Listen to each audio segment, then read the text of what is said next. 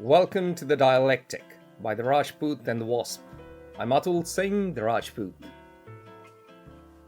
I'm Glenn Carle, the Wasp. Today we are going to do something very interesting. We've cheekily titled our podcast, Enter the Dragon. China is creating New World Order. So, when we talk about this topic, we have to address three questions. First, if we are speaking about a new world order, we have to define the old world order. What was that post-war world order? Second, what is this new world order that China is championing? Third, what are the implications of this new world order for the US, for China, for Europe, for major powers like Japan and India, and for the so-called global South? So, Glenn, what is this post-war world order? Well, it's a fundamental question, of course, and one that I think because I have so inhabited in my adult professional life the framework of the world order as a practitioner, as a government official, that and then I hope as at least an aspiring intellectually focused person. Well, you are a first-rate intellectual, Glenn.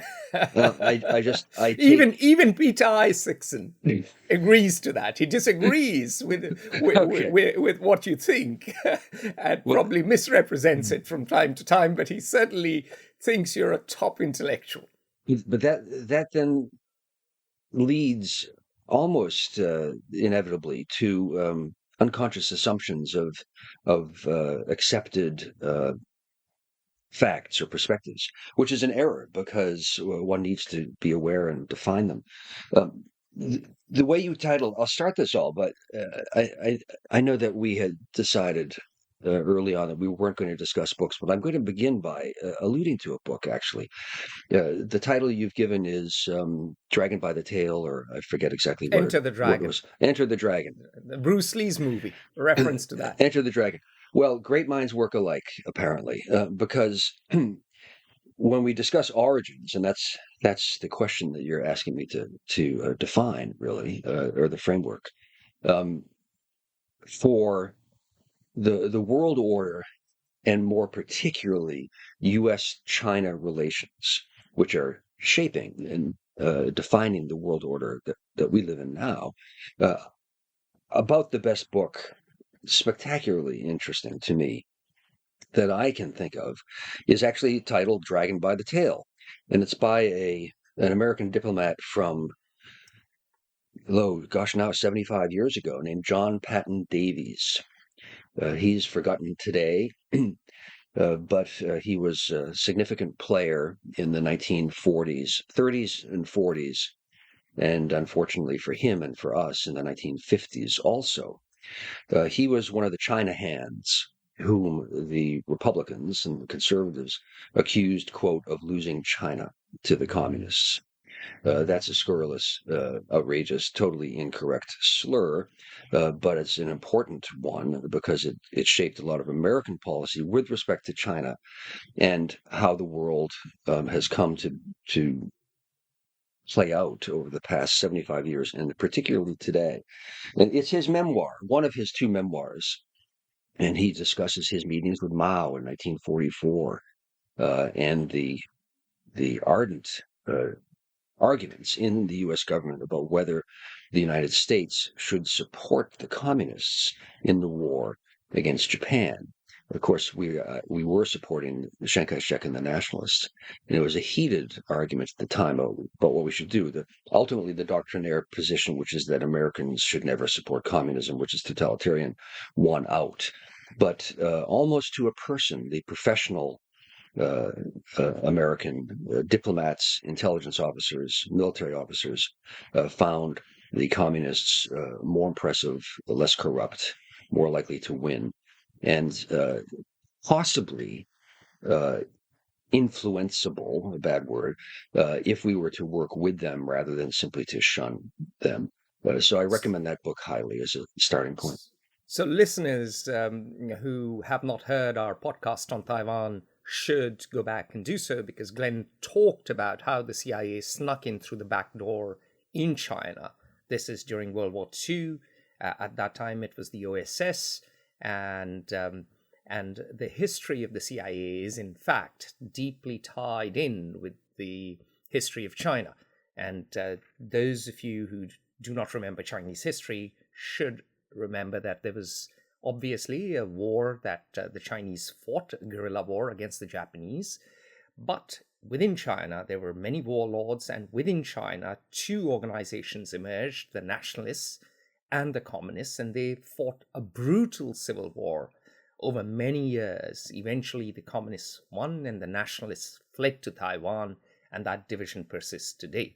But Glenn, let me take you back, or let's loop back, as Rory Stewart says in their podcast, or in the podcast Alistair Campbell and Rory Stewart do, The Rest is Politics. Let's loop back to the question, what is this post-war order that you have alluded to, but not yet defined? Well, really, from the end of World War II, the American triumph. Of course, the United States was, by every index, the great winner of this global cataclysm of World War II. And our listeners may recall that in 1945, up until, I would say, probably sometime in the late 60s, the United States accounted for 50% of the global GDP, which is just stunning. 5% of the world's population, responsible for 50% of the world's production. And that's just production, and doesn't talk about financial centers and so on. So the U.S. shaped and was triumphant militarily the world order. What was that? But if I may interject, that number was disproportionately high because Europe imploded in World War II, and Japan as well stood defeated and devastated after two nuclear weapons dropped. Well, the world was Hiroshima destroyed. And Nagasaki. So America was at an unusually high water tide, and 50% of the world GDP at that time was not sustainable, but it also demonstrated America's extraordinary industrial prowess, America's vast resources, because America had an entire continent at its disposal. The European countries had to go and colonize in Africa and Asia, and that's where they got their raw materials, and that's what gave them captive markets.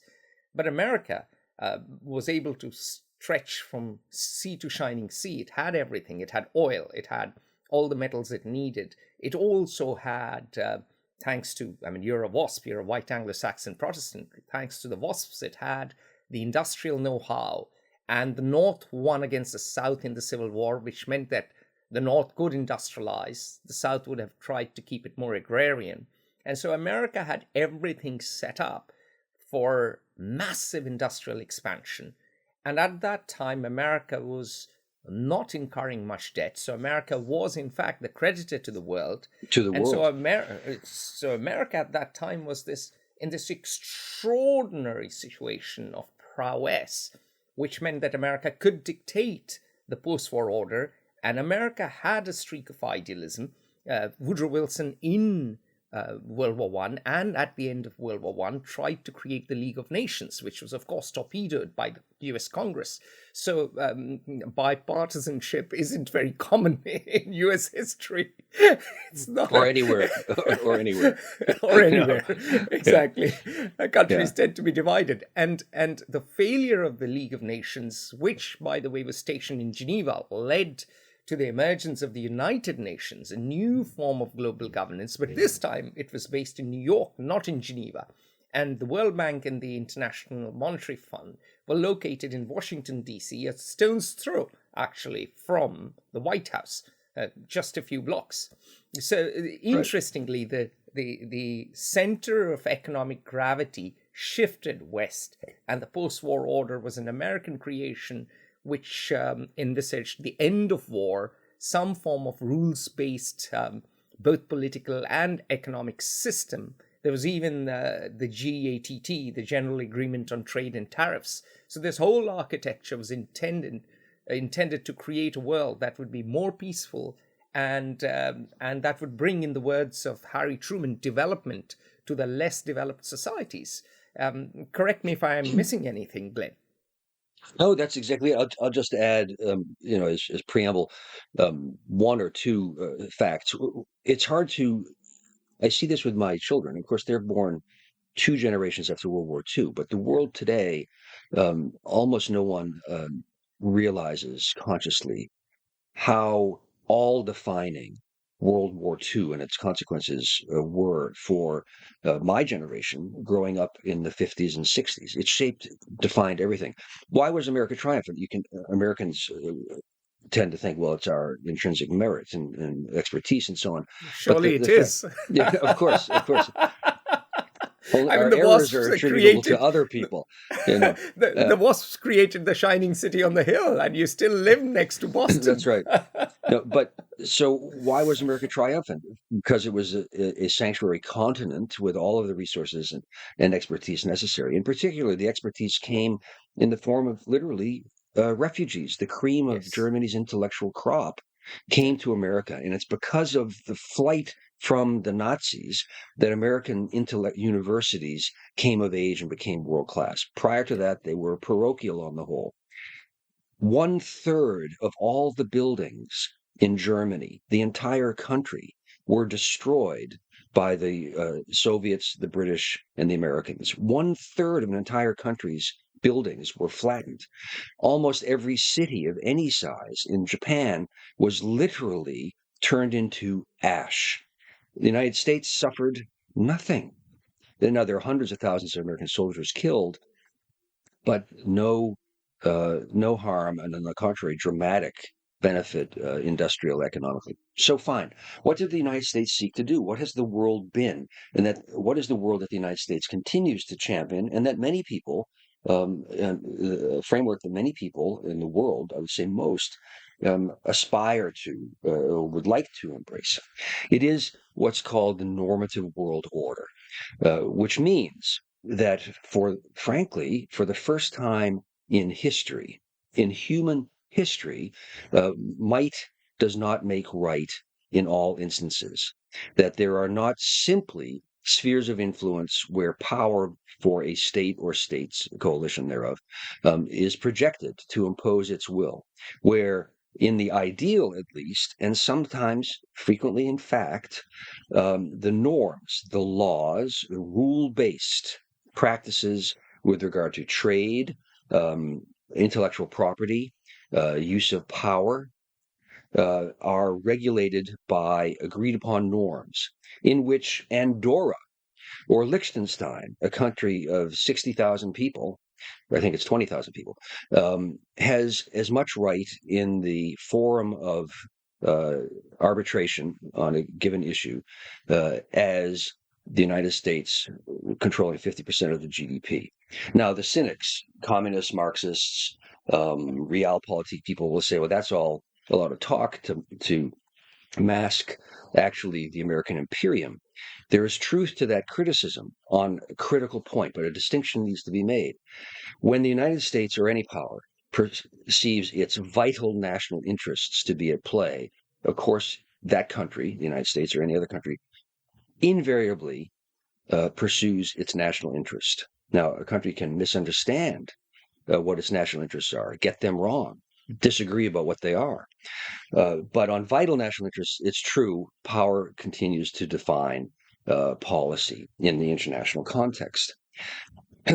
However, on issues that are not existential or perceived as such, in the normative international order, the rules have progressively obtained so that France, for example, can decide it no longer wants American soldiers on its soil.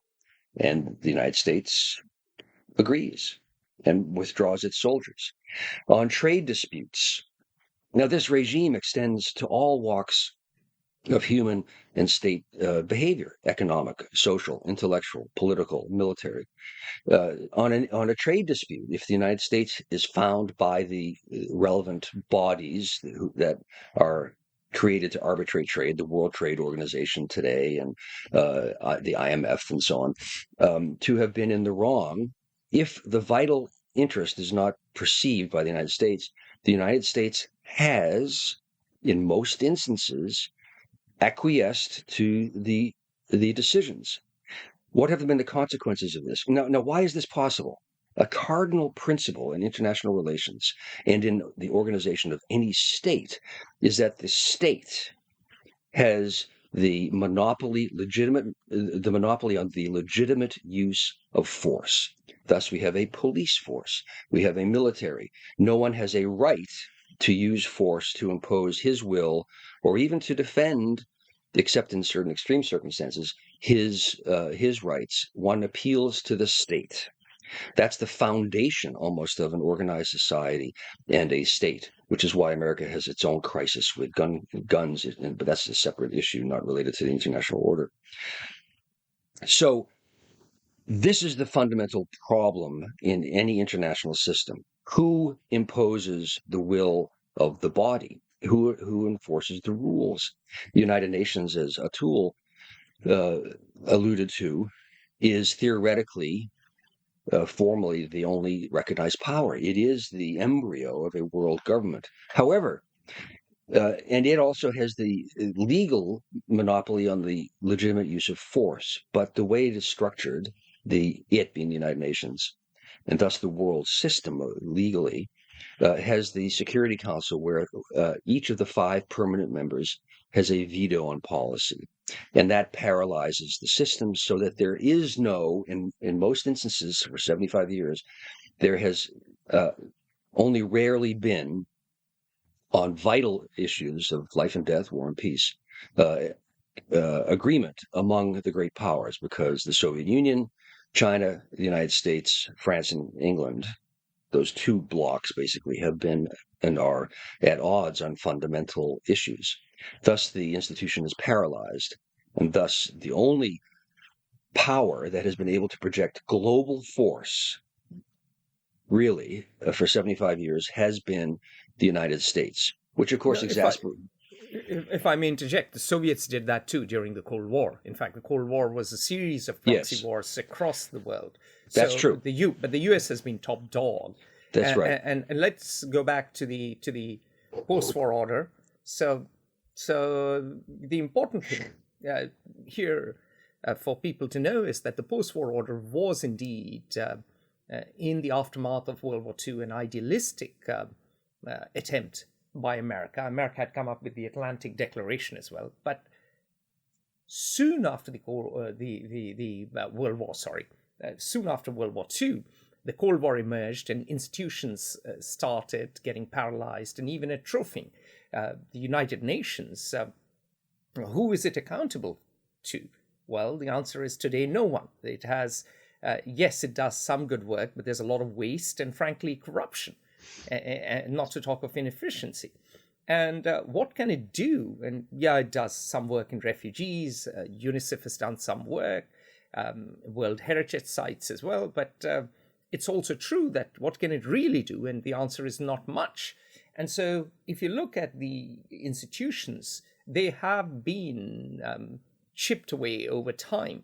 The IMF has its issues. The IMF's policies have been counterproductive to many economies. Its role in 1997 scarred Asia. The great Lee Kuan Yew, one of the great minds of the 20th century, one of the greatest leaders probably of all time and certainly of modern times, in fact, lambasted the IMF and said it had completely destroyed the social fabric even of Indonesia. So the IMF doesn't have that much credit left. The World Bank has its issues because many of the developmental projects it has pushed have not exactly led to better human welfare, and they've caused massive environmental damage. Also, the cushy bureaucracies in both these organizations, where a lot of people go in for tax-free salaries and jaunts across many countries, mean that there's a lack of faith and credibility. So the institutions have suffered. In particular, the US has, particularly under Republican administrations, undermined these institutions. Signing the Kyoto Treaty and withdrawing wasn't great. Signing the Paris Accord and then withdrawing wasn't great. going to war in Iraq, one of the great historic blunders that happened 20 years ago. And of course, Glenn was particularly involved in the war on terror. He made his name opposing torture during the war on terror, and he thinks it's a distraction. I'll let you crack on in a second on it. And many others who disagreed with that sort of undermining of international norms and international institutions by the US itself, didn't help the post-war order. And even when it comes to trade, the US has not allowed the appointment of appellate judges, which means that even the WTO, the World Trade Organization, the successor to GATT and GATS, the General Agreement on Trade and Services, is also hobbling along. So given all these developments, the post-war order, which promised a lot, is suffering in the same way as, say, institutions in democracy. They've become sclerotic, they've become dysfunctional, they've disintegrated in some ways into interest groups and sclerosis. And that has allowed the opportunity for a rising power like China to mount a challenge. Well, I think it would have happened independent of these things, but 2 points, and then we'll carry on to the rising China issue, which is defining for our century. Everything that you said is true. This is where critics of the ostensible normative world order, or the Pax Americana, reside, and for them, that these are the defining realities of what is a hypocritical series of rationalizations for the projection of American power. I think that's wrong. It's a fundamental issue where to decide, for a person needs to decide. These are the blemishes, all of which are real, of the ideal. But I think when one looks, frankly, at the larger perspective of have the rules haltingly but progressively applied or obtained since 1945 in trade, in politics, in intellectual property, in health policies, and so on. The answer is yes, that the underlying reality, imperfect as it is, has shown unique in human experience level of progress and concord. You look at the level of and this is because science is disseminated in education, but why has rational decision-making expanded and obtained in ever larger areas of human activity? And I would argue because of the imperfect, but consistently idealistic, at least, end aspiration point of the system, so that healthcare, infant mortality is down, global wealth per capita is dramatically up over the period of 75 years. Globally, we're talking about violence is down, the incidence of wars are down. Now, part of that is because you don't have great power conflicts as much as you have historically, and because colonialism has finally run its course. But part of it also is because there has been accepted or imposed a higher rate of accepting arbitration as opposed to the use of force. So that's what the normative order is supposed to have been, and imperfectly, but more than any other time in human history, has been. That's also the order that really doesn't exist so in a global way now, as it did 25 years ago during the unipolar American moment, when America had no relevant rival The at all. argument is that in some ways 2003 and the invasion of Iraq in particular chipped away at that order, because it wasn't done as per the United Nations procedures, and it was basically a contravention of international law. Yeah, yes, but I think that you can find many reasons to many faults in American policies, but I think that we are secondary to the larger story here, which is the rise of China, which has happened because of their intrinsic actions, Absolutely. merits, and decisions, independent of anything the U.S. has done. I was part of because I was in the government. Um, Heated debates about, well, what should the United States do about the rise of China? And this is before China exploded in Hmm. success in the last 20 years. This is just as that was really beginning in, say, the What year time period 2000. are we talking about? So 2000, 2007 I is see. So about, by this time, China had been admitted into the World Trade Organization. That yes. happened actually in 2001, the same year as 9/11. Yeah. So 2001, most Um, people just remember it for 9/11, but it was a consequential year, to steal your words, yeah. because two things happened. One, Right. of course, 9/11, and then, of course, China entered the WTO. And so the debate was, as always in the U.S., between the conservatives, Mhm. isolationists, and the internationalist Democrats. That's simplistic, but broadly correct. Yeah. And the Republicans argued, well, we have to keep China from rising. They wouldn't say some wouldn't say this, in the open. Some would, Mhm. but that was the But feeling. hang on Certainly, a the minute. neoconservatives. George Bush Sr. was a Republican. He didn't belong to that school. No, he's an old So, Republican, a yeah. Republican as they existed when my father was a Republican.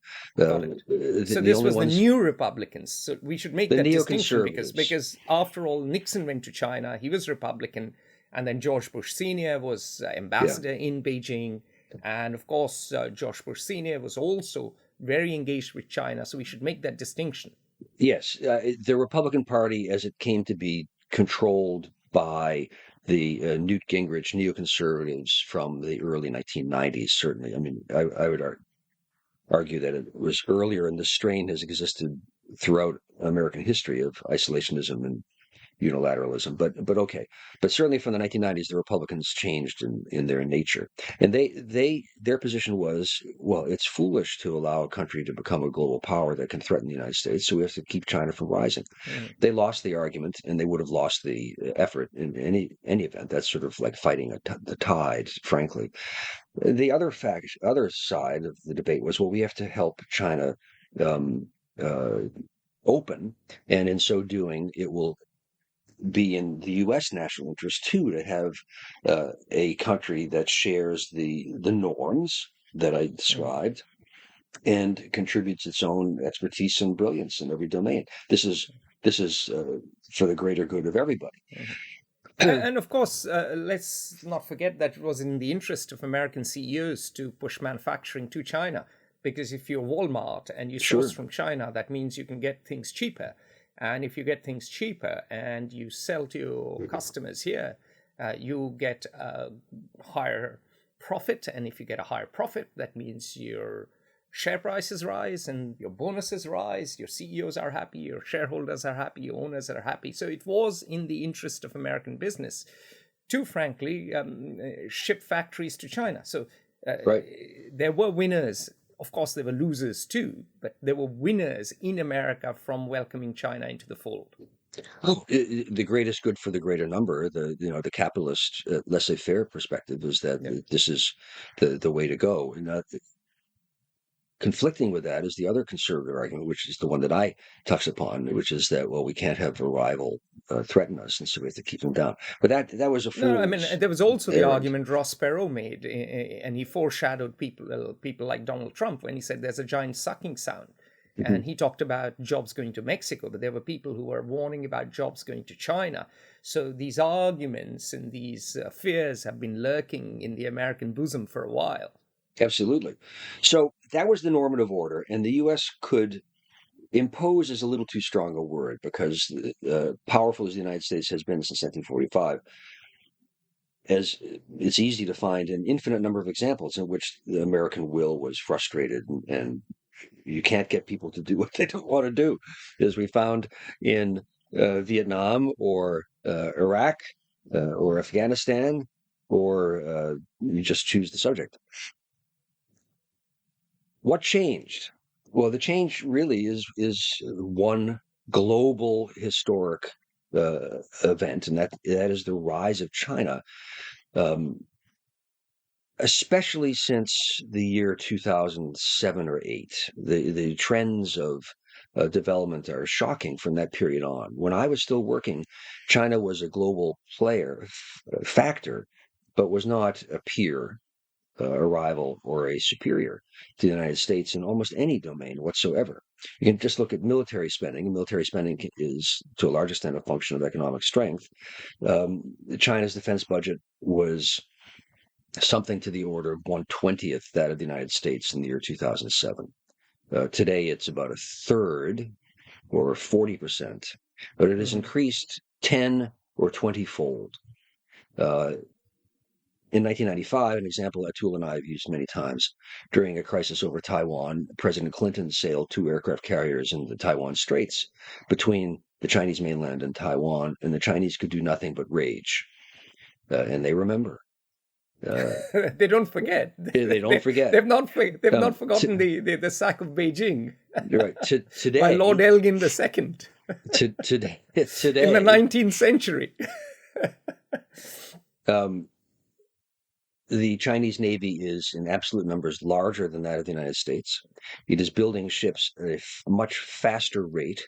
The United States has 7 naval facilities that are capable of building warships, and they are. The Chinese have something like 22, a number that is increasing. Their ships are, at the highest end, not yet equivalent technologically or in capability, force projection power, not equivalent yet to those of the United States. But the Chinese are smart, and you choose the fight that you can win, and you avoid the fight that is a loser. So rather than try to compete with the United States in building aircraft carriers, the central element for force projection of the United States military, they have developed carrier killer, as they call them, missiles for 1,000th the cost, literally, of an aircraft carrier. So they can build 1,000 of them, and only one of them has to succeed. And then the cost is lower than building an aircraft carrier. The consequence of these changes is that the U.S. aircraft carriers now, American force projection, at a time of crisis with China, and there are many now, will not operate within 1,500 kilometers of the Chinese coast. That's a different world than it was 15 years ago. And those trends continue. Why? Because China's economic growth has been, as we all know, one of the great human events in human history in the last 40 years. The growth rates have been 8%, 9%. Pardon me. And they've been sustained year on year. Year on year. Yeah. So the Chinese economy, which was 1/20th that of the United States 20 years ago, today is roughly equal to it. That's changed in purchasing the world. Power parity, though. Not yet. I'm sorry? In PPP terms, purchasing power parity, not exactly in absolute numbers, and not yet, and a long way to go when it comes to per capita income. I think it's 1/4 or 1/5 per capita of the United States, but the Chinese population is 4 times that of the United States. True. So it comes out roughly the same. This is a genie that is not going back into any bottle. I mean, this is the reality. So what has that meant? Just before we crack on, and that genie is out of the bottle, and that genie is also perhaps operating in a world where Russia has now invaded Ukraine, shattering the peace in Europe after 1945. Last year, February 24th, 2022, everything changed in terms of the post-war order. The rules-based order that we talk about, and that even despite Iraq had largely kept peace between different states. Yes, Sudan had imploded. Yes, Armenia and Azerbaijan had gone to blows over Nagorno-Karabakh. Yes, India and Pakistan had fought many wars and a brief war in 1998. Yes, there have been interstate tensions, but there wasn't a big power in open battle using tanks and marching into enemy territory. And that has definitively changed. And that post-war order, which had its problems, is now basically over. We are back to the era of war, and a rising China is now operating in that new era of war. Right. So why the main factor in the change is that the U.S. is no longer 50% of the global GDP. It's about 22, which is still immense. Huge. But China is no longer 0.01 or whatever it was, inconsequential. It's probably 15 or 19% of global GNP and continuing to rise. So the U.S. can no longer impose its will or any order that it seeks to impose unilaterally. Not that it ever could actually impose unilaterally, but I think the point's taken. Yeah. But China can now assert its own interests and own views. So what do many people think about this quote normative order? Well, I've spent my life, having it critiqued to me and derided as hypocritical or as delusional. And there's some truth to both critiques, but fundamentally, my position, which is that it's not fundamentally delusional. However, from the Chinese perspective, which is critical in the world we're living in today, a lot of this is rationalization for Western continued domination, and racial, and the domination of the white European. And therefore, it's by definition probably to be opposed because it's a euphemism, or no, not euphemism, a mask for the vestiges or continuation of an unjust system. And Atul, you alluded to the sacking of the Forbidden Palace in what year was that? It was 1898 or something, or I forget, or is it before? In any event, in recent memory, the memory of my great grandfather, I think. And the Chinese say, never again. We will not suffer a century of humiliation ever again. We are a sovereign state. We're a proud people. We are at least the equals of anybody else. And so enough of that. And we, as we grow in power, wish to have our views expressed also. The world order, such as it has been, the IMF, for example, it has been designed to the detriment of everyone except for the rich white guys from Europe and the United States, in particular from Washington. And so we don't accept this. Point one is the rise of Chinese power. Point two is the rejection of the norms as hypocritical and not acceptable any longer. Point three is, well, what do we Chinese seek? I'll get to that, but you want to say something, Atul? Sorry. No, not at all. What I was, please finish that. I was about to say that the sacking happened in 1860 during the Second Opium War, a little earlier than you said. And it was Lord Elgin, whose father, of course, Lord Elgin I, brought back the Elgin marbles from the then Ottoman Empire, which are proudly displayed in the British Museum. So like father, like son, the apple didn't fall far from the tree. And he ordered the destruction of the old summer palace. It was a warning to the Qing Empire. Basically, it was horrific. The amount of artwork lost, the amount of vandalism. It was almost like Genghis Khan, and that has scarred the Chinese mind to this date. And of course, there were very interesting people in that sack of the old summer palace. There was Charles George Gordon, who would die in Khartoum. Who was Chinese Gordon was his name. Yeah. He was a 27-year-old captain in the Royal Engineers. And one of the things he wrote was that we went out after pillaging it, burned the whole place, destroying it in a vandal-like manner, most valuable property, which could not be replaced for 4 million. We got upwards of pounds 48 apiece prize money. I've done well. Unhappily, we don't need to go back to 1860. My wife is Chinese. Yes, of course. She's from Hong Kong, and she points out to me, so that I not become too arrogant, a Guaylo wasp by default, that in our lifetimes in Hong Kong, Chinese were not allowed to go up to the peak, to the most prestigious, wealthiest part of Hong Kong.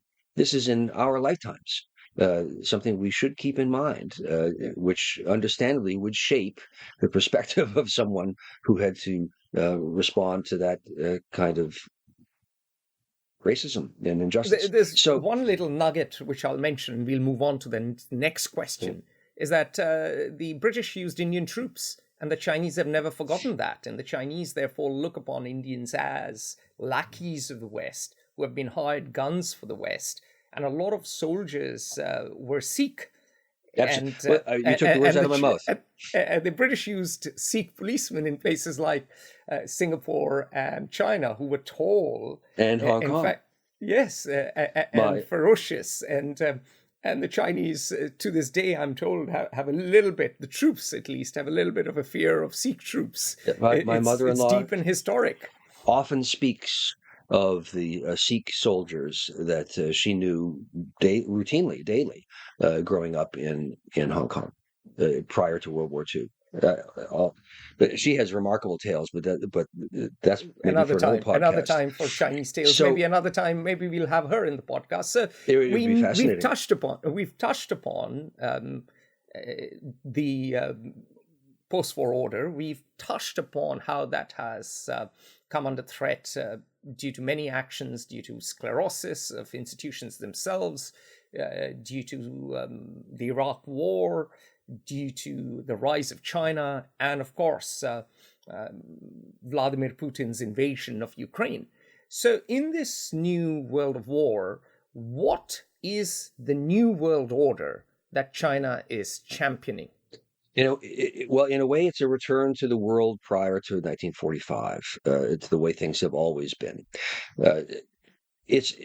I would argue it's Chinese successes more than American miscues or errors that have led to the new world. China's rise, given any opportunity, has been inevitable, and China for millennia, literally, has been the most powerful middle kingdom, the center of global trade and scientific advancement and so on. So in a way, this is a return to the world as it has always been. But what does China seek? One, as I said, or we said, to eliminate the vestiges of what it considers an unjust neo-imperial system that unfairly benefits Washington in particular. But two, totally understandably, they wish to have their own views taken into account, if not always listened to or adhered to. And so they are projecting power. I said in an earlier talk elsewhere a couple of days ago, the traditional expression is that trade follows the flag. And I think that's in reverse. That's the imperial framework from the 19th century. Actually, the flag follows trade, meaning that economic power defines political power. And as China's become a global, one of two global, or three with Europe, economic powers, so its political influence has risen. China seeks a different kind of international order. It does more than pay lip service to the norms that regulate trade with regard to economics and trade. However, the Chinese model is a reversion to the historic Chinese model, which is that China reaches bilateral agreements with almost by definition inferior powers, because China is larger than anybody else. And so they call themselves the Middle Kingdom. The Middle Kingdom. So they will reach a trade agreement with the Philippines, and the Philippines can benefit so long as they pay obeisance to the center and the deciding element in the drama, which is Beijing. Yeah. So it is they seek basically to project they are Zhongguo again. They are the Middle Kingdom again. Yes. And just as back in the day, everyone had to come and pay tribute to the emperor. It's absolutely the same. They have to now come and pay obeisance to Emperor Xi Jinping, who can be benevolent and you can benefit, but China is the center of the world. And that perhaps is the Chinese way. They're also looking at a world which is through the lens of spheres of influence. They do not see. That's it. They do not see the universal post-war global order as in their interest. They think the rules of the game are rigged. In any case, they were written by the victors of World War II. They were written by those who were racist, those who smashed the old summer palace, those who basically do not have China's best interests at heart. And ipso facto, this post-war order has to be subverted and then confronted. I mean, the Chinese have, over a period of time, infiltrated all sorts of bodies, whether it is the World Health Organization, whether it is the United Nations, whether it is even many Western universities. So the Chinese have followed a policy of subverting this order as they felt stronger, and now, of course, I suppose they are confronting it. Right. So they'd say that there are no universal norms. In fact, there are projections of power, influence, and interest. And so in the South China Sea, this talk about international law is a mask for American aircraft carriers to continue to decide issues of war and peace in the South China Sea. Whereas we Chinese are happy to negotiate, of course, an agreement with the Philippines and with Vietnam and with Brunei and with Malaysia and Japan and Korea separately, which will be for everyone's benefit. And as Atul said, they will benefit. But the elephant negotiating with the mouse is China, and every other state almost inevitably, because of the size disparities, will be the mouse. And China will therefore be the prima inter pares and will make fundamentally the decisions. At the same time, a concomitant objective is to remove America's influence from the Western and South Pacific, so that China becomes the arbiter of international relations in all its forms there, at the very least. So these are, it's a sphere of influence and a projection of power, a series of bilateral agreements in pursuit of national interest, as opposed to a system where there are norms imperfectly moved towards, but that are accepted as defining the ideal and with a international arbiter of some sort.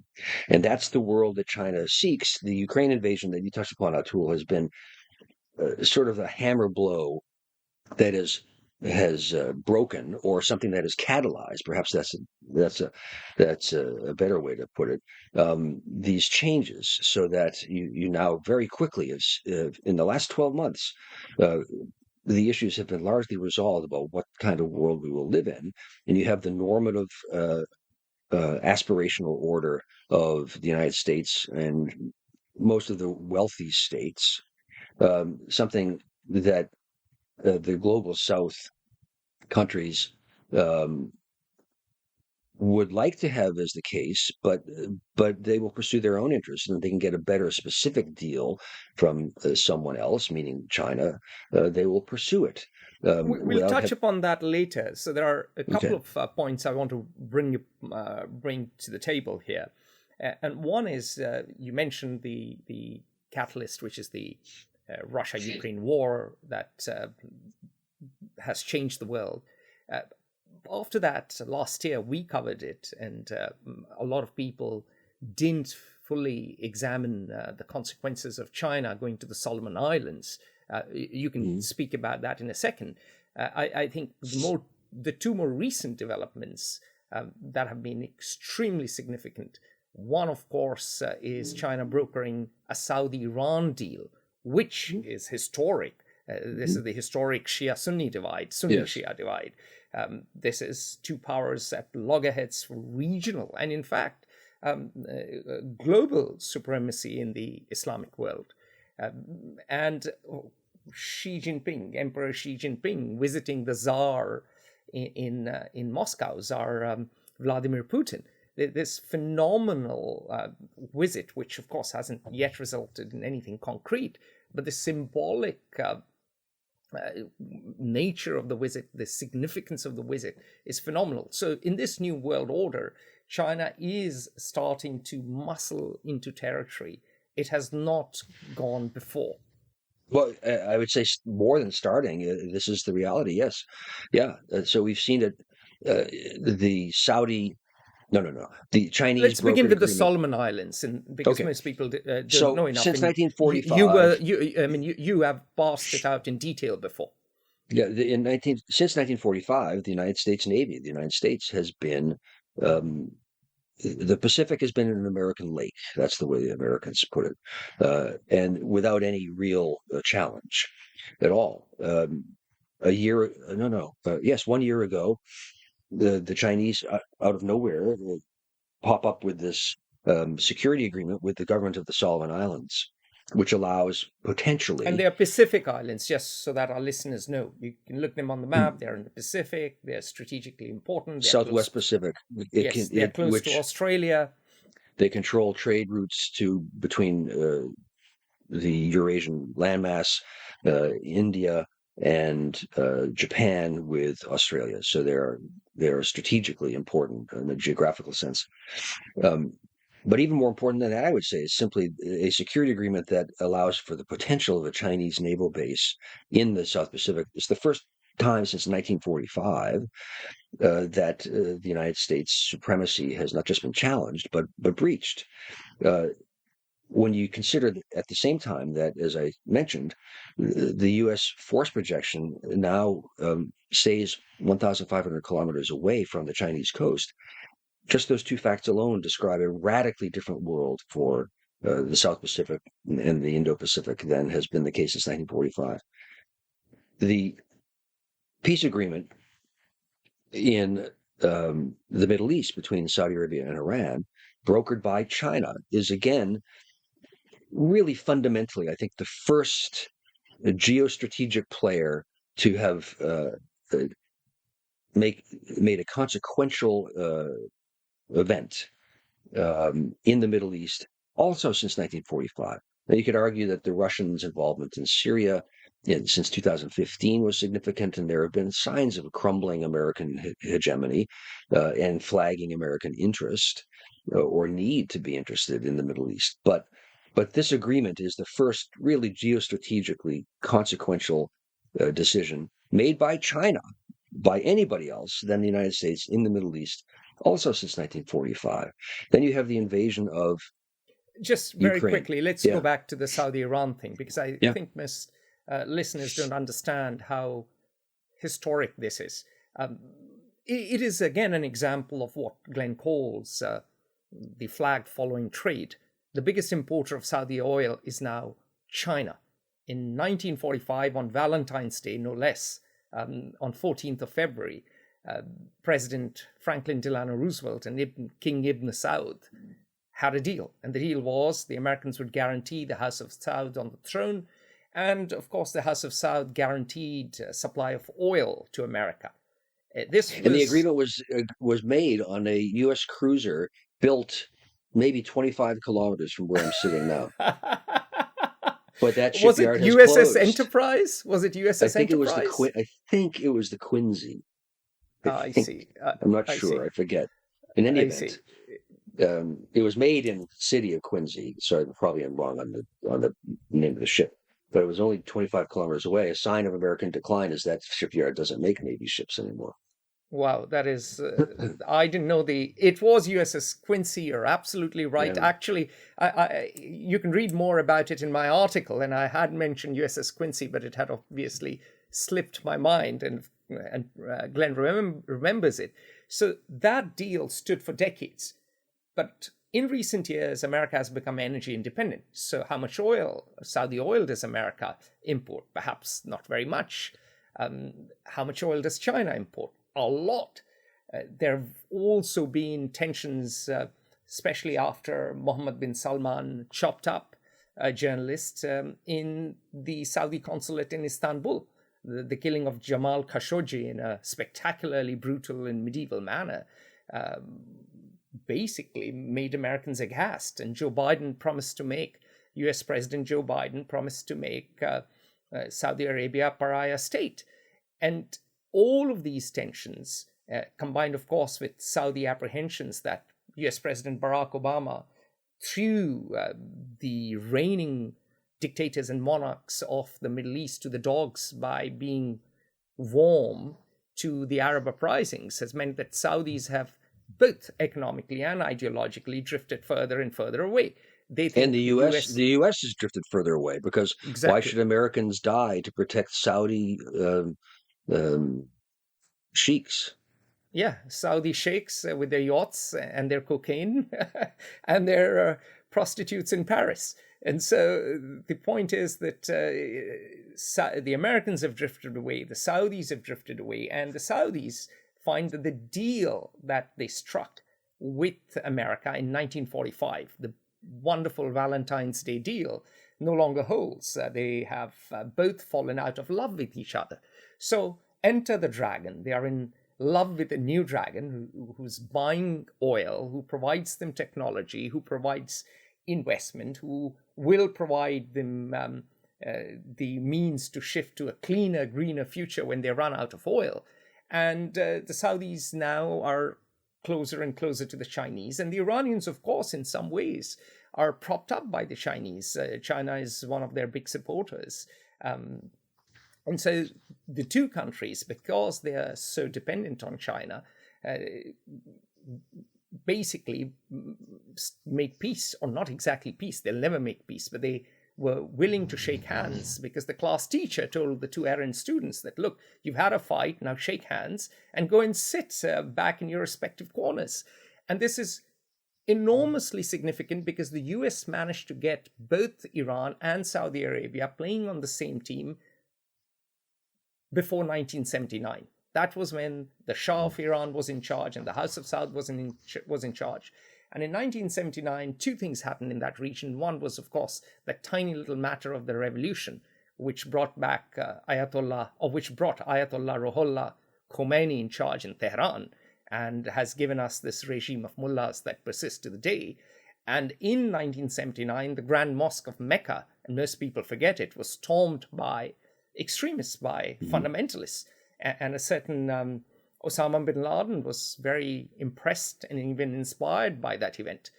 Yes, the Saudis managed to beat off this challenge, but the House of Saud after that promoted Wahhabi Islam all across the world and gave places like Bosnia and even very tolerant, eclectic Indonesia an intolerant and virulent form of Islam that has been a problem that has defined Glenn's career, but we'll not go into it.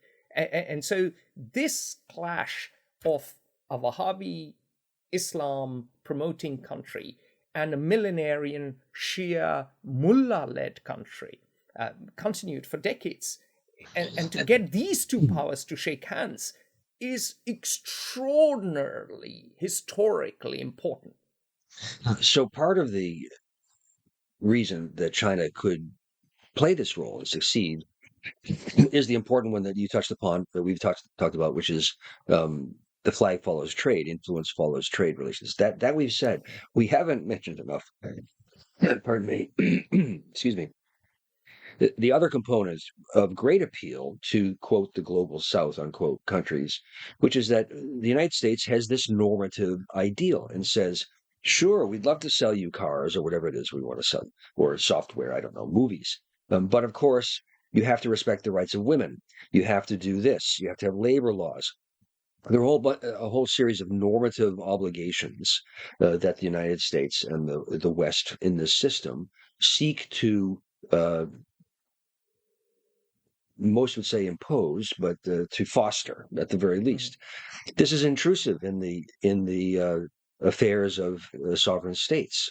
It is telling leaders, many of whom are autocrats and don't want to have other power centers rivaling their decision-making power in their own countries. It makes them uneasy because it threatens them. The Chinese and the Russians say, we have goods to offer you. We have security that we can help guarantee for you. All you have to do is pay for the things and make a deal.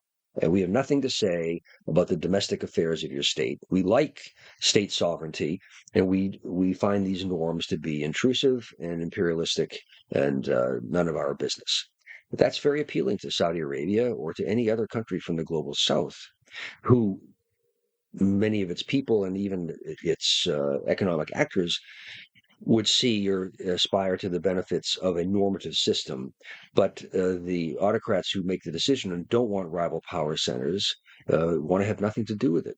And so the appeal of a risen and continuing to rise China, offering economic benefit and progressively security assistance, uh, without the strings and conditions that the United States and the West seek to impose, is very powerful. And that's a factor also in why China is becoming a global player, uh, not only because of its economic rise. So there's one thing I'll add to it, and then we'll move on to Xi's visit to Moscow, which is also extremely significant. And I think Glenn's right. The preaching that America does, as many of its enemies and many other countries point out, doesn't work. In fact, they probably are playing Madonna, Papa Don't Preach, and running off to China. But the important thing is there is also the matter of inconsistency in American politics and policies. So Obama signed a deal with Iran. There was an Iran deal. And he tried to reorient American position away from the Sunni world to a more balanced position, wherein America would sort of be neutral between the Shia Sunni world. Historically, America is seen as pro-Sunni because of its deal with Saudi Arabia in 1945, and anti-Shia, especially after the 1979 Iranian Revolution. Obama decided, well, let's make a deal with Iran and stop them becoming nuclear, and it tilts us away from our perceived bias towards the Sunni world.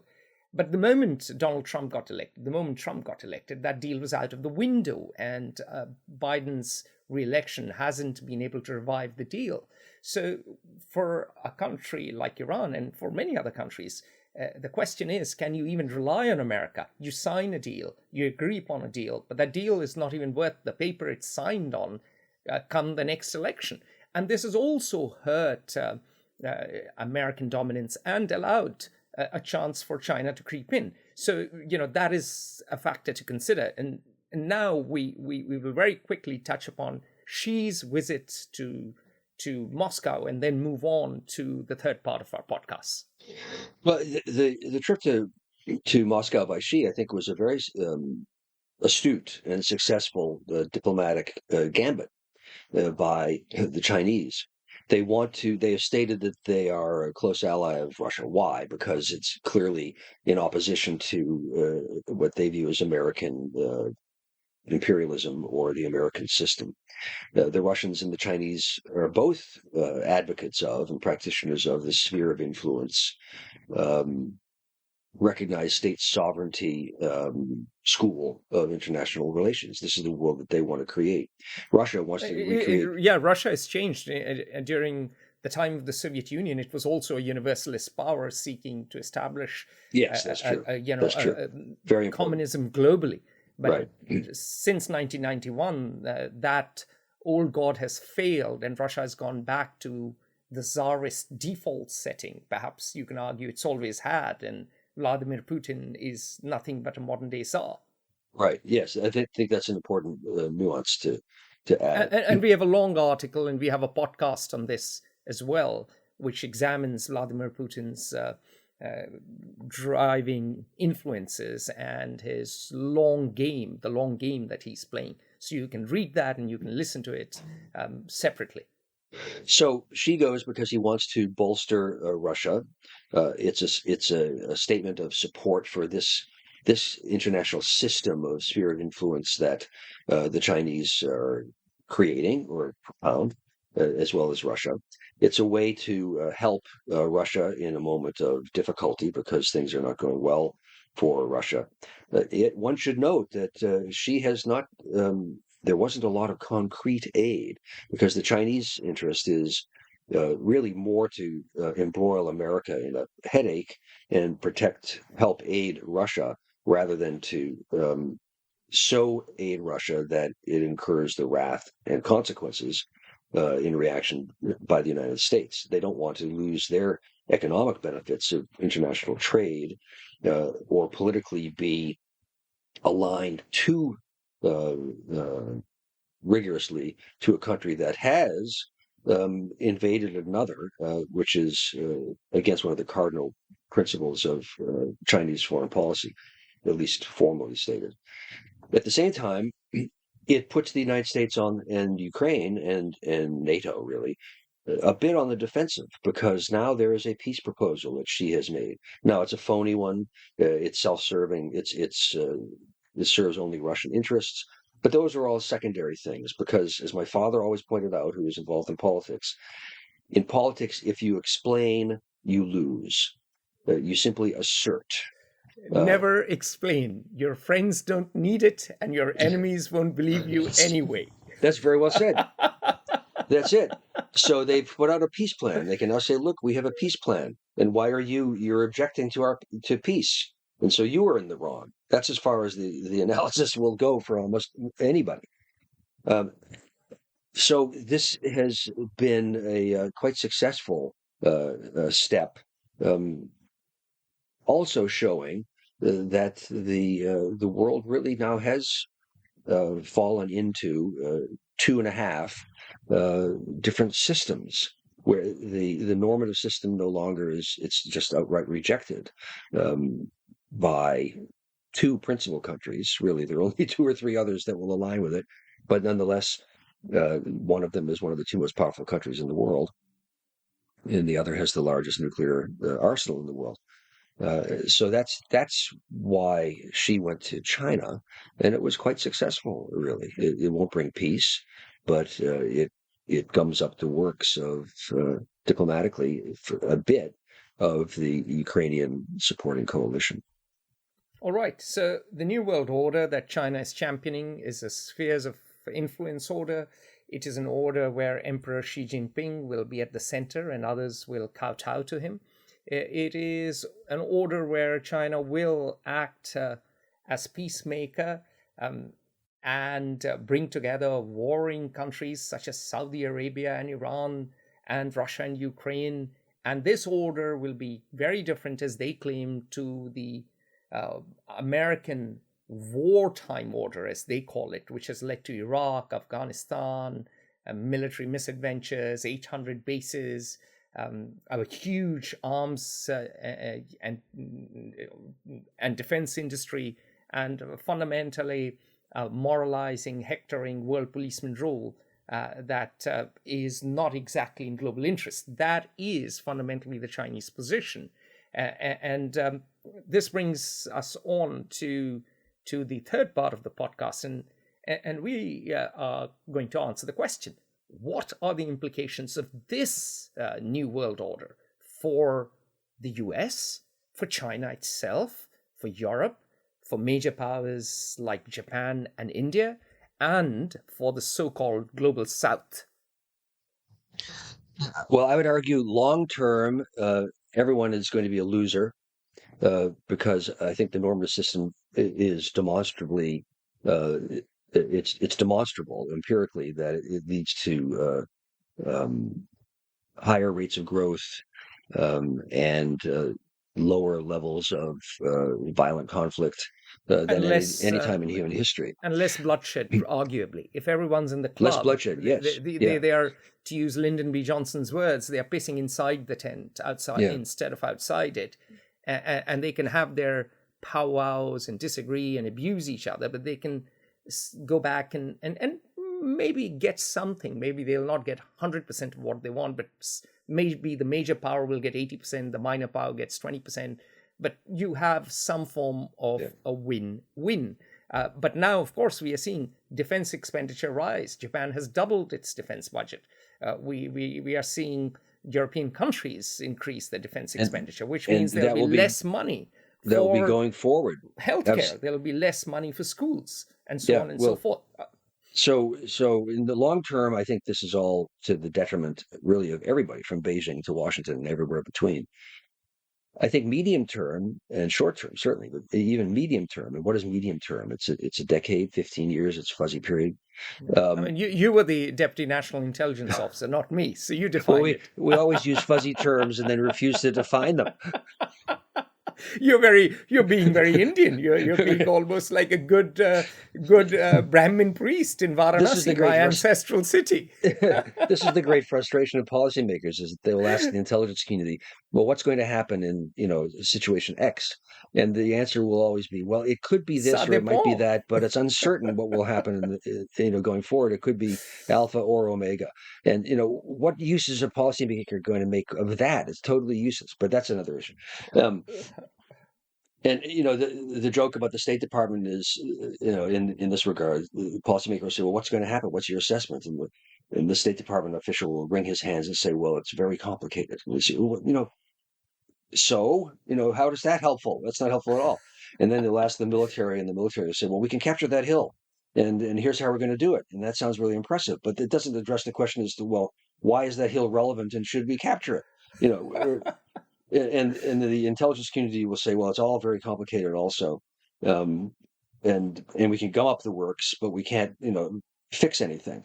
And the policymaker is feels ill-served by all of his subordinates, by everyone. So let's get our listeners. In any event, okay. What does it mean for the US? So I think medium term it will be, well, not the US I have in mind yet. Yeah. For the global South, I think they can take advantage of these competing systems. The normative system fundamentally is probably the best for frankly everyone, and they will benefit from it when they can. But if they can cut a deal on specific proximate issues with the sphere of influence system to their national advantage, they will do so, and that will benefit them. So India is now getting cut rate oil, and Saudi Arabia is getting a ceasefire in Yemen, which neither of which those countries could have achieved without this sphere of influence system being in existence. So I think that's for the global South, it's medium term, short term beneficial, long term harmful. Globally, I think it clearly indicates that there will be lower growth rates. You touched upon there is a dramatic rise, nascent worldwide now, in defense spending. I think this is going to be a lasting shift for the foreseeable future. That is overall less economically efficient, a less economically efficient allocation of capital and resources than if the system follows its natural inclinations through a less directed economic system. So that will have higher defense budgets, probably lower growth rates, in particular for the sphere of influence countries. And there are really only 3 or 4, which means China, Russia, possibly Iran, North Korea, which is relevant in some bizarre way. And that's sort of it. But that still accounts for 30% of the world's population. Probably lower growth rates also for the normative system countries and the global South, because resources will not be allocated globally as fluidly and as efficiently. So that's a harmful thing also. Instead, I'm making the figures up. I don't know. So instead of having average growth rates, I don't think anyone knows. I think to be fair, I mean, I was speaking to many economists at the big conference you have, annual conference of the American Economic Association, and many of them, including Nobel laureates, said that we have no idea of what sort of growth rates would happen in case A, this conflict persists, and B, the tensions with China worsen. So, if the top economists and Nobel Prize winners don't know, then I guess we have a good excuse not to be able to put figures. But we can say with confidence that rates will be lower than they would otherwise be. Yeah. That probably. I mean, already interest rates are up, and banks are in trouble, and already we are seeing the global economy teetering on the brink of a recession.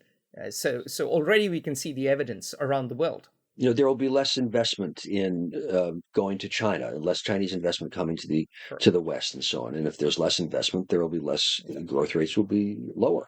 If you have two centers developing a widget, you'll have two widgets, but neither widget is likely to be as efficiently produced or as technologically advanced as if you can in a free market system globally, where trade, capital, and labor, all flow unhindered, as would be the case if that were So basically, the you're saying circumstance. inflation will go up. We've had a lower rate of inflation. So global consequences, inflation goes up, interest rates will be higher.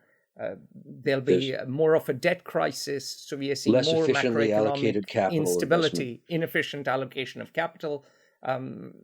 In terms of, to bring your mind back to, and let's wrap this up quickly to the specific powers, what does it mean for the US? I mean, you are one of the best analysts that I know of, at least, on this side of the pond. So Well, what I does it think we're mean for going the to see, US? and I think it's likely that we'll see an increase in defense spending for a foreseeable period of time. You Um, have an and industrial policy now. You we have know, the CHIPS Act. You have which followed leads to protectionism. an industrial policy is, in the macro perspective, less efficient than a free market system, although it will lead to the development of domestic, once again, return domestic computer chip industry, say, which had gone offshore in the last 30 years. So So that's a good thing in a reshoring, narrow sense. reshoring is back in fashion. Nearshoring, friendshoring, all these It'll lovely probably be things. good for American employment, but the price is less efficient, higher cost development of jobs and goods. That will be the case for China too. And then the last point I would add, so those are economic Yeah. inefficiencies that are built into this clash. Is that when you have competing systems that disagree on fundamental tenets and of international relations and seek to project their own power or defend their own interests, there's a real clash, because there is no arbiter, and there is now a real peer to the United States militarily and economically and politically. And people will, if we all know Murphy's Law, if something can go wrong, it almost always will. And Yeah. and that is an alarming prospect, because China and the United States, just to cite those two, have conflicting objectives in the South China Sea. And how can you resolve that if you don't accept a system of arbitration or a framework in which to act? So And that we are raises in a perilous Thucydides trap, which means that the ruling power and the rising power could clash. They could go to war. the odds have significantly increased and probably are continuing to increase. And I remember the statistic that is in Allison's Thucydides trap. They analyzed human history, 20 instances in the 10,000 years of human history, uh, during which a dominant power was challenged by a growing rival at the level um, of the global system that then obtained. And in 16 of those 20 instances in human history, going back to the Babylonians and Assyrians up to today, the only way that clash was resolved was through a major conflict, meaning war. So 4 times out of 5 in human history, it has led to major war.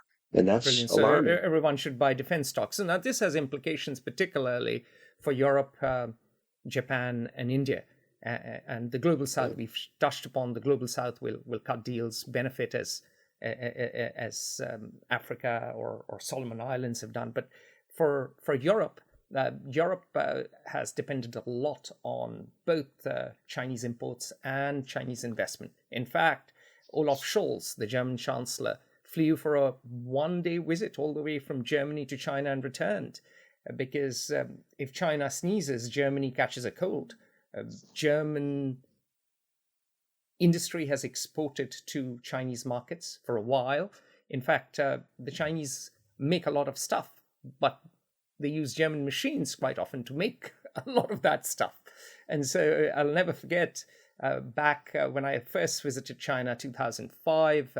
At that time, I had a Chinese girlfriend, and it was very curious because what I found was the hotel was full of Germans and Americans, and the Germans were in China selling stuff, and the Americans were in China, this is Shanghai, buying stuff. And well, as I cast my eye back to 18 years ago, it summed up in a microcosm what was going on in the global economy. But China, moving away from the US and the global system and emerging as a rival, as a de facto new Cold War rival, will mean great strains for Europe, which is already suffering from American protectionism under the Inflation Reduction Act. And so Europe will be squeezed on both ends. It already has higher energy costs thanks to the war. German industry suffering enormously. There was a headline that Mittelstand, which is the small and medium-sized industries in Germany, has become Mittelkaputt, which is a pretty sensational headline. But the truth is that when you talk to Germans, they can tell you that it is not the best time for them. Yes, they made many mistakes. They bet too much on Russian gas. Yes, they bet too much on Chinese markets. In fact, an English friend of mine said that Germany outsourced its security to America, its energy to Russia, and its industry to China. And now that is all coming apart. That may be a bit harsh, but it sums up the predicament of Germany, the heart of Europe, and of course the rest of Europe. So Europe will face the squeeze. Loss of markets, loss of investments, higher energy costs, and sharpening of the squeeze. When it comes to Japan, perhaps they face the biggest challenge. China is next door. Both Glenn and I covered in 2021, if I remember correctly, a little noticed event that we think was extremely significant. Glenn would say consequential, and that was the Russian-Chinese joint fleet sailing around Honshu, the main island of Japan. We should note that even Admiral, or rather even Commodore Perry, was it William Perry? Was his first name William? I think so. Yeah, who opened up Japan through gunboat diplomacy, rocking up on Japanese shores and basically demanding they open markets. And of course, leading to the Meiji Restoration and setting the tone for, in some ways, Japan's rise and Japan's own imperialism. But we won't go there. But the key point is even Perry didn't circumnavigate Honshu. So what happened was extremely significant. It is the equivalent of someone walking right in front of your front door waving a gun. And so Japan, unsurprisingly, has raised its defense budget from 1% of the GDP to 2% of the GDP. So Japan in particular will have to spend more on defense. Its economy will feel the squeeze, but Japan will have to navigate a world of a rising and threatening China. India, of course, is in that strange position that it too is resentful of the post-war order because it doesn't have a seat in the UN Security Council, which it feels it should. And the Indians have been very dutiful in sending lots of peacekeepers to UN missions, policemen, policewomen, in fact, quite a few policewomen recently, and of course, soldiers. And India says, what more do we need to do to get a seat at the top table? And so India is in a way playing a game similar to many in the global south, in the sense that whilst it does support the post-war order, it's not a revolutionary power, but it's certainly a reformist power. It wants the post-war order to reflect its rise. So India is going to navigate gently between these two axes because India's military equipment comes from Russia, and India still has huge trading ties with China, and India has a long border with China. And India certainly wants a a closer relationship with the US, which is the biggest investor in India, which is also the biggest trading partner, and where most Indians now send their children to do undergrad degrees, especially to Glenn's alma mater, Harvard. So India is culturally increasingly close to the US, but India at the same time doesn't want war. And India at the same time does like cheap oil from Russia. So India is going to navigate this world and try and maximize its national interest. So what we'll see in a more specific way is that each of the powers will face some sort of squeeze. Each of the powers will face some kind of increased threat. And we will live in a more fragmented world. I will let Glenn to have the closing comments, and then we'll sign off. Yeah, well, I think you've summarized it very well. That we have a world of two and a half orders, I guess it was, the normative order, as I've called it, the sphere of influence led by order, the US. That's the US, Washington Consensus, and led the by UN China, based in New York. And then the global South, which I find, frankly, sort of a woke euphemism for this. But I guess you have to say something for some way to characterize what used to be called third world countries. But maybe there's no more third world because the development is or the emerging economies, or the poorer countries, whatever. The global South, will actually benefit in a number of ways, at least medium term, from this. And the lower growth rates are a relative harm compared to the benefits of getting cheap oil for immediate development, just to cite one example. And that in a more dangerous world, I'm not a fatalist or a determinist. The clash is not inevitable, but it is more likely in the world that we're living, and that's how I think things will probably go. Now, or no, not how they will go. That's the world as it already is. The world that I lived in since I was born. It doesn't exist now. It really does. These are major changes in 12 months, which I think have crystallized. They've been developing for many years, but in the last 12 months, I think we've seen a revolution in world affairs. This is tangential, and I'll stop here. India's aspiration to have a seat be one of the world's decisive players, totally understandable given its size and its growth rates and so on. But no power ever, to my knowledge, whether it's at a town level or a state level, has ever willingly ceded power. So the solution for India is not to seek reform of that which the people holding the levers of influence will not agree to reform, but to supplant.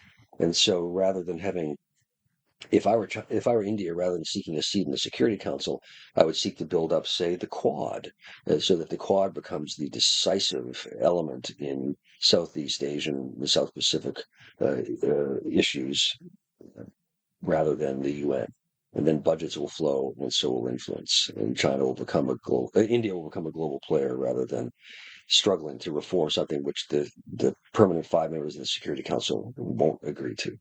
There you go, Glenn. You are also undermining the United Nations now. You're undermining the post-war order itself, which your grandfathers and fathers created. There you go, the changed nature of the world. So we are really living in what U.S. military loves calling the VUCA world, the volatile, uncertain, complex, and ambiguous world. And I will end with this, that I keep drawing parallels between this world and the pre-World War I world. Glenn goes back to World War II. And for me, in some ways, the US is like the UK, Great Britain of the time. It is a sprawling global power. The dollar is the reserve currency of the world, just as the pound was at that time. Everyone wants to come to the US to study. Everyone wanted to go to Oxford and Cambridge at that time, especially bright young lads on the make from the former colonies. There was an industrial power that had actually gone beyond the UK, not financially, but industrially, and that was Germany. And today's Germany is China. And there was a crumbling, tottering European empire which was Austria-Hungary, multi-ethnic, facing tensions, and that is Russia, which is Chechens and Dagestanis and many minorities. And just as there were leaders then who were acting a bit too riskily and friskily, I think we have leaders now who, shall we say, are thumping their chest a bit too much. And so the stage is set for a lovely, lovely, lovely new world order that we are entering, and enter the dragon. And good luck to everyone. Till the next time. Until next time, bye for now.